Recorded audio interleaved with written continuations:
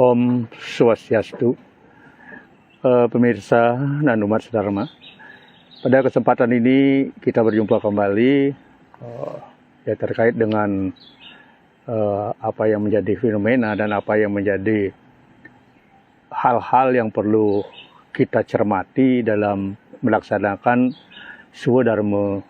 Swadharmaning Mahagama dan Swadharmaning Menegara.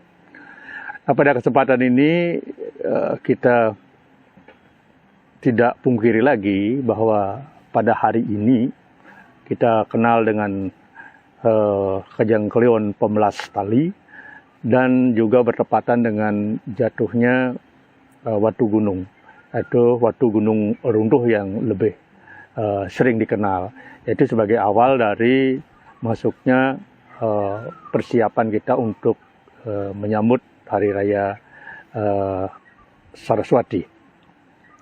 Nah, kita berawal dari Kajang Kleon Pemelas Tali ini. Kalau kita berbicara tentang Kajang dan Kajang Kliwon yaitu notabene-nya kita ketahui bahwa itu adalah hari suci yang kita kenal dengan hari suci hari yang sangat angker. Nah, di sini ada dalam Purana-Purana pada hari ini mungkin Kajang Kleon itu lebih identik dengan berstananya atau lahirnya Kala, atau disebut dengan Kala Purana, ada Kala Tatwa, ada juga menyebutkan Kawit Dalang di sana, dan mungkin ada dalam Sapu Leger pun disebutkan bagaimana peran Hyang Kala dalam kehidupan manusia di dunia ini yang identik dengan Kumara. Nah, di sini ada ikatan-ikatan yang kita alami dalam menjalani sebuah kehidupan di dunia ini. Nah, ikatan-ikatan itulah yang sering kita sebut dengan tali pengikat atau banda. Dan istilah pemelas itu pemalas artinya pemisah. Makanya Kajang Kleon Pemelas Tali identik dengan suatu ritual atau suatu hari Kajang Kleon yang menjadi batas atau batas akhir dari sebuah ikatan. Ya, dalam hal ini yaitu pada kesempatan ini kita sering memakai acuannya itu adalah Sasi Kesanga. Sasi Kesanga lah itu ada purnamanya adalah purnama kedasa. Nah, pada hitungan dari purnama kedasa ini ya boleh dikatakan pengelong, ya pengelongnya ini sering kita identikkan dengan ada Hari Kajang Kleon yang setelah purnama ini disebut Kajang Kleon Pemelas Tali itu sendiri. Nah, hitungan dari kemarin tanggal 17, sekarang tanggal 20 Maret, arti 17, 18, 19, 20. Ya, tepatnya pada pengelong ping 3 pada Sasih Kedasa ini jatuhnya Kajang Kleon Pemelas Tali itu sendiri. Nah, bertepatan pada Kajang Kleon Pemelas Tali ini yaitu yang menentukan adalah jatuhnya di uku Watu Gunung itu sendiri. Nah, ketika kita berbicara uku Watu Gunung, identik dengan uku yang akan membuat adanya tumpak ke depan, yaitu dengan yang sering kita sebut dengan Saraswati. Nah, di sini perlu kita sikapi beberapa mitologi yang terkait dengan Saraswati ini. Ada mitologi Watu Gunung, yaitu cerita tentang lahirnya uku-uku yang dimulai dari Sinta. Ya, Sinta adalah ibu dari Watu Gunung itu sendiri, yang pada ending dari cerita ini adalah si Watu Gunung sendiri ingin menikahi ibunya yang melahirkan si Watu Gunung ini. Nah, Mitologi seperti ini mungkin kita bisa simak juga dalam cerita Tangkuban Perahu yang notabene-nya juga mempunyai alur cerita dan plot posting cerita yang hampir sama, tetapi penyebutan tokohnya itu yang berbeda. Nah, ini tidak menutup kemungkinan hampir sama dengan beberapa cerita atau mitologi, contoh saja Lubdake. Nah, Lubdake kita kenal di Bali, dan dari Jawa ke Bali kita kenal Lubdake. Tapi dalam Purana-Purana yang ada, contoh saja Garuda Purana, ada juga Sayo Purana dan Brahmana Purana. Di sana ada cerita-cerita yang sama dengan nama yang berbeda, tapi alur ceritanya hampir sama dengan Lubdake itu sendiri. Nah, mungkin seperti itu. Kalau Watu Gunung ini sendiri, kita bisa ambil contoh dari alur cerita Watu Gunung juga, yang akhirnya cerita Tangkuban Perahu yang pada akhirnya juga seorang anak ingin menikahi ibu kandungnya. Nah, ini ada ikatan-ikatan yang memang dilarang dalam ajaran agama Hindu. Ini gamya gamana yang mungkin sering kita sebut, ini suatu hal yang sangat pantang untuk kita sebagai umat Hindu melakukan hal seperti itu. Nah, dari rentan ini kita mengatakan Saraswati adalah suatu peringati sebagai turunnya ilmu pengetahuan. Ini kita harus dapatkan, atau turunnya ilmu pengetahuan kita harus dapatkan melalui suatu proses. Nah, proses ini dibuatkan sebuah mitologi, yaitu Watu Gunung itu sendiri, dengan Dewi Sinta, Dewi Landap, dan seterusnya, yang akan melakukan suatu pertempuran yang akhirnya akan ditarik ke surga. Menurut mitologi, menjadilah dia turun menjadi uku-uku yang dipakai acuan oleh umat Hindu. Tapi di sisi lain, secara teologi kita dapat simak bahwa ada simbolis yang harus kita pahami dalam atau menimba ilmu pengetahuan, atau tahapan-tahapan yang harus kita lakoni dalam menimba ilmu pengetahuan itu sendiri, yaitu dari Watu Gunung itu sendiri.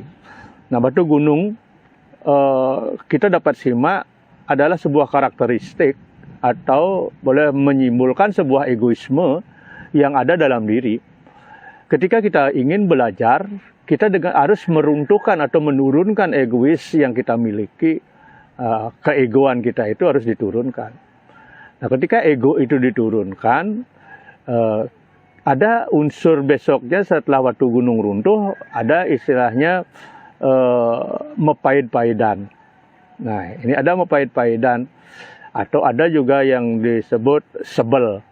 Nyebel itu adalah sebat. Sebat itu ketika egoisme itu turun, otomatis kita ada rasa risau, ada rasa sedih, dan rasa galau seperti itu. Ketika kita mempunyai konsekuensi yang kuat dulunya harus diturunkan, otomatis ada rasa kegelisahan atau ada rasa kesedihan.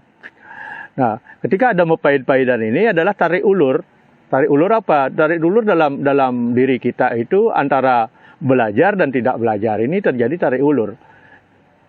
Turunkan ego. Untuk apa? Apakah kita belajar atau tidak? Nah, ini makanya disebut mepaid-paidan. Nah, itu ada Buddha urip. Nah, ada Buddha urip. Ketika kita berbicara Buddha itu adalah budi itu adalah pikiran atau keinginan. Urip. Nah, urip itu menghidupkan. Keinginan itu harus dihidupkan. Apa yang kita mau harus memang dibangkitkan. Makanya disebut Buddha urip. Nah, itu ada pengeradanan. Ada penegtak dulu. Setelah penegtak ada pengeradanan. Nah, pengeradanan itu adalah apa yang kita inginkan, apa yang kita maksud, terlebih lagi akan menuntut ilmu pengetahuan, ya harus dibangkitkan kembali. Kita harus mempunyai fokus. Itu ngeredana, atau membangkitkan dan memfokuskan dan untuk pengetahuan itu sendiri. Nah, ketika kita fokus terhadap apa yang kita inginkan, terlebih lagi untuk menimba ilmu pengetahuan, nah otomatis pengetahuan itu akan turun. Pengetahuan ya dalam Saraswati itu. Setelah turunnya ilmu pengetahuan, beberapa mungkin hal-hal yang sering menjadi gumaman, boleh dikatakan celotehan, rumoran di masyarakat, yaitu ketika Saraswati kita tidak boleh membaca lontar, kita tidak boleh mau belajar ilmu pengetahuan. Ini perlu kita luruskan, ya saat diaturkan piodalan, ya kita tidak boleh membaca pustaka-pustaka itu. Nah, pustaka itu memang disucikan, diaturkan upacara, dibersihkan. Setelah itu malamnya perlu kita adakan rembug sastra. Rembug sastra inilah tujuannya untuk membangkitkan kembali apa yang kita sudah timba, apa yang ilmu yang kita sudah dapatkan, yaitu harus dirembugkan, harus dikaji. Nah, inilah makanya setiap pencatatan penulisan manuskrip dibuatkan Ayuwa Were. Nah, Ayuwa Were ini maksudnya adalah jangan sekali-kali berbicara sesuatu dengan orang-orang yang tidak sepaham. Contoh saja, ketika seorang petani akan diajak berbicara tentang dharma, tentang agama, ketika datang dari sawah saat lapar. Nah, ini kemungkinan ini akan justru menjadi konflik. Nah, Ayuwa mewarahakan dharma kalaneng melapo. Jangan sekali-kali berbicara tentang dharma ketika lapar. Nah, inilah Ayuwa Wero itu, kita menyikapi, kita belajar, kita berbicara tentang pengetahuan itu harus jeli, cerdas, dan bijaksana dengan siapa, untuk apa, dan kebutuhannya apa. Nah, inilah perlunya dalam Saraswati itu, setelah beliau manuskrip sebagai Pralingga Ida Sang Hyang Aji Saraswati ini dihaturkan sesajen untuk sebagai bentuk rasa syukur kita setelah diberi pengetahuan. Perlu adanya kajian-kajian, perlu adanya rembugan-rembugan untuk mengkaji apa yang menjadi isi dari pengetahuan itu sendiri. Nah, lanjutan dari itu adalah Banyu Pinaweruh. Nah, setelah sehari Saraswati itu disebut Banyu Pinaweruh. Nah, banyu itu adalah air, Pinaweruh Pinaweruh itu adalah pengetahuan.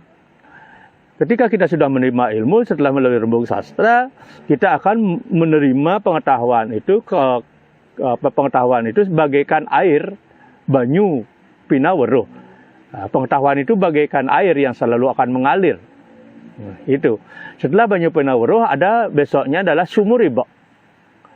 Pengetahuan itu bagaikan sumur yang penuh dengan air. Nah, inilah pengetahuan itu. Setelah Sumuriba ada Sabuh Mas. Sabuh Mas. Ketika kita menguasai ilmu pengetahuan yang penuh bagaikan air sumur yang jernih, maka kan inilah sebuah kemuliaan.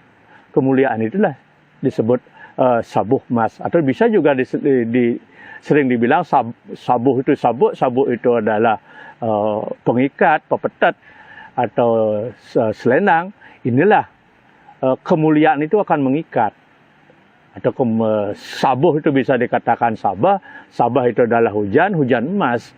Kalau seorang memiliki pengetahuan dan cerdas dalam menyikapi sesuatu penuh dengan pengetahuan, dia akan bisa menurunkan pengetahuan itu bagaikan hujan emas. Nah, setelah itu baru pagar wesi. Nah, pagar itu pagar. Besi itu ya besi. Ketika seseorang mempunyai pengetahuan yang luas, inilah pengetahuan ini menjadi benteng, menjadi pagar yang keras bagaikan baja. Nah, inilah makanya rangkaian Hari Saraswati ini adalah dari Redite Uku Watu Gunung sampai Buddha Klion Sinte, tepatnya di hari Pagarosi itu sendiri. Terlebih lagi sekarang menjadi lebih bermakna di hari Saraswati ini karena bertepatan dengan Kajang Klion Pemelas Tali itu sendiri. Nah, mungkin itu yang bisa saya sampaikan. Mudah-mudahan ada manfaatnya untuk masyarakat ke depan. Marilah apa yang menjadi rumoran bahwa ada pantangan-pantangan di hari Saraswati itu, ingat, yang tidak bisa membaca lontar adalah saat lontar itu diupacarai atau diaturkan piodalan. Itu sebagai bentuk syukur kita kepada Ida Sang Hyang Widi Wasa sudah menurunkan ilmu pengetahuan. Akan tetapi malamnya sangat perlu sekali kita membuka-buka lontar itu untuk dikaji dan dirembukkan, dicari makna-makna yang penuh tuntunan untuk menuntun kita dalam kehidupan ke depan. Akhir kata, terima kasih. Om Santi Santi Santi Om.